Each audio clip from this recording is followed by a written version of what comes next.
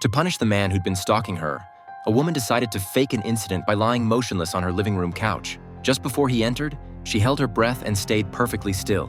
When the man walked in and saw the scene in the living room, he froze. The woman was lying there unresponsive, as if something terrible had happened. His first instinct was to call for help, but he immediately realized he'd broken in and had no legitimate reason to call the police. Terrified of being discovered, he turned and fled. Seeing that she'd successfully scared him off, the woman immediately got up and restored everything to normal. Before leaving, she strategically placed some easily discoverable evidence at the bottom of the couch to ensure the police would find clues, then calmly left her home.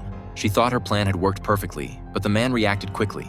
He immediately sent messages to clients as a rental agent, claiming the apartment was available for rent. When prospective tenants came to view the property, he'd lead them inside, making it appear he was legitimately showing the apartment and creating an alibi for himself. As a tenant entered first and let out a scream, he followed into the room, only to find the woman who'd been lying on the couch earlier was gone, and the tenant had merely screamed in admiration at how spotlessly clean the apartment was.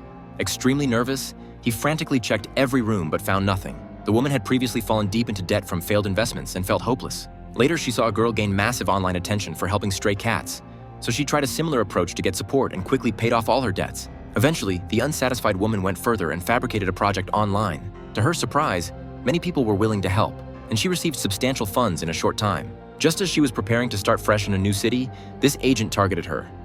That day, the man, Jung Tai, had served an attractive female client looking to rent. Learning she wanted to rent out her apartment, he immediately agreed and set his sights on a woman named Sula. To learn more personal information, he began secretly following her. One evening, he snuck to Sula's door, peeled off the film covering the keypad lock, carefully tucked it into a book, and took it home. There, he sprinkled flour on the film and used the fingerprint patterns to deduce the lock code. Once prepared, he repeatedly entered her home when no one was around. But this time, he encountered someone who was ready for him. When he entered again and saw Sula in distress on the couch, he was so terrified he stood frozen in place. In reality, Sula had noticed someone stalking her days earlier.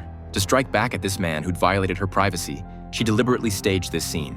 Police arrived at the scene after receiving an anonymous tip. During their investigation, they indeed found suspicious items under the couch and discovered footage of Jung Tai coming and going from cameras in the home.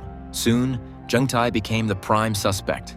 No matter how he tried to explain, ultimately, he had to face the consequences he deserved.